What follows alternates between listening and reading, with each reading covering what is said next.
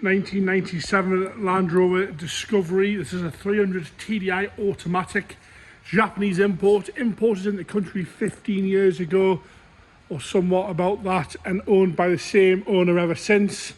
He bought it through an import company in the UK, so he's technically the only UK owner on this vehicle. Unfortunately, without MOT, needs a little bit of welding here and there. Bodywork wise, we'll start off with the bonnet. It's all nice and straight. It's got a sort of typical flatness to them like the Japanese imports normally have. Obviously it's been in the country a while, this one, but the bonnet wants some paintwork on there, a little bit of lacquer peel. It is a little bit flat, but it's all nice and straight.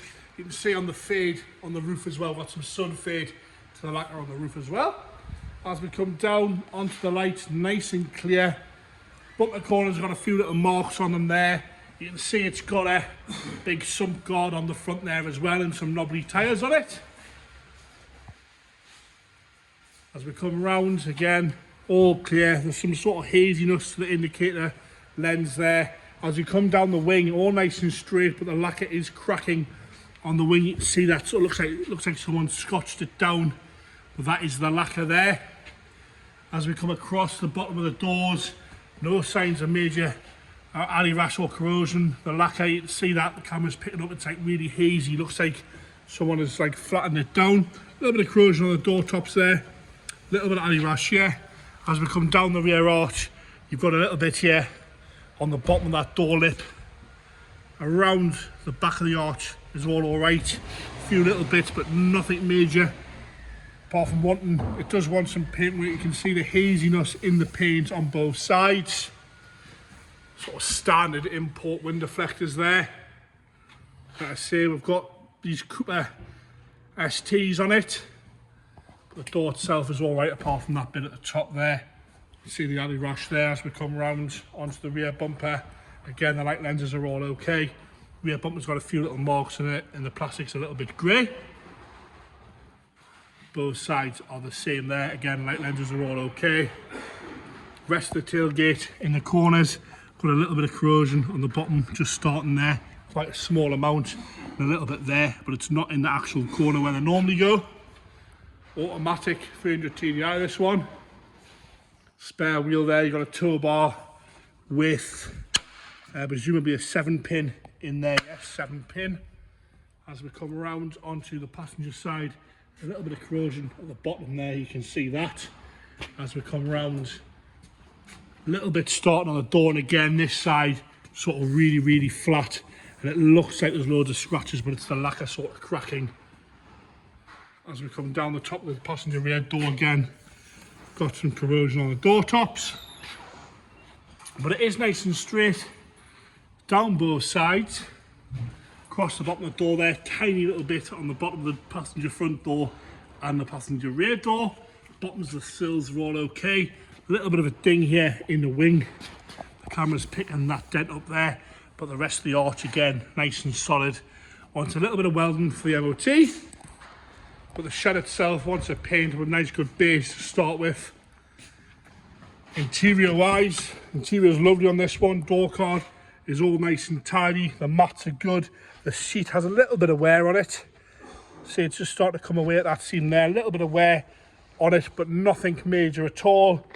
It's showing 197,000, that is kilometres. I do believe that's kilometres. That's about 125,000 miles, I think.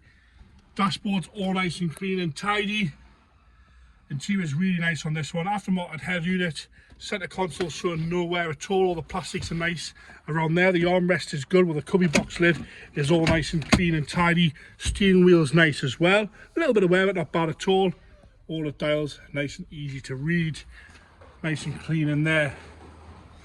Onto the driver's rear, this is where the welding is sort of needed. You can see that there on the arches is where it normally goes. It's pretty standard. You can buy those replacement panels for not a lot of money. Back seats are all nice and tidy. That big long bench is all nice and tidy. No rips or tears or cigarette burns in that. Back of the seats are okay. A little bit coming away at the bottom there where it's off the little plastic clips.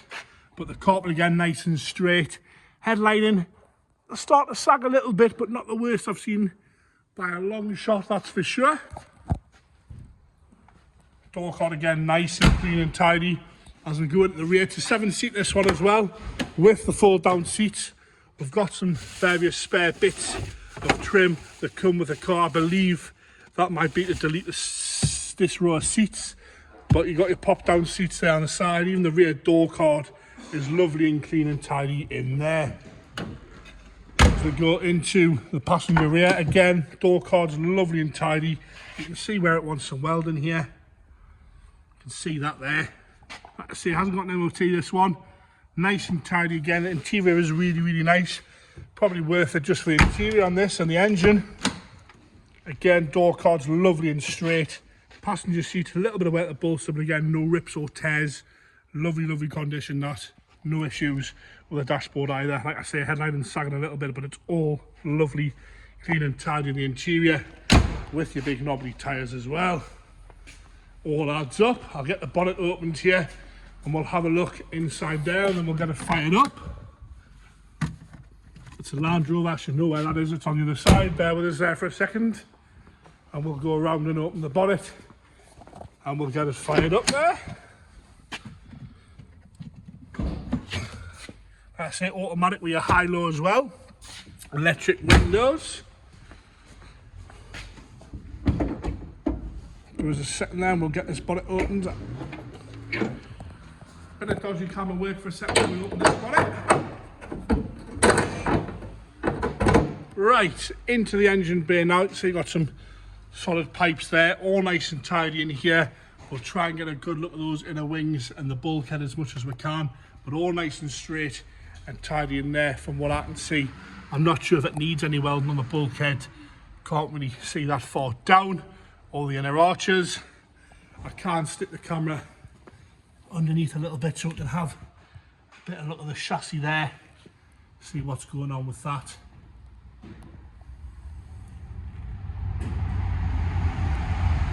And we'll go to the rear. We'll have a look at the quarter.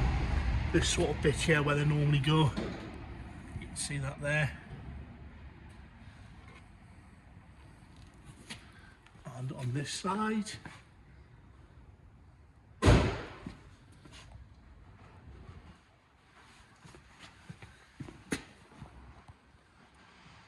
And that is the passenger side there. Right, we'll get it fired up here. I'm going to do it through the window, so bear with us a second, guys. Firing straight up there. Sounding like a TDI that they always do. Checking over quite happy there with no issues, no smoke or unwanted noises from the engine there.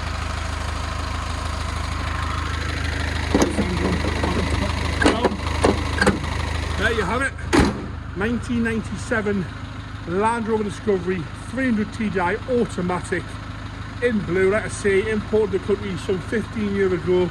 One UK owner since, sold with no MOT, this one, no MOT.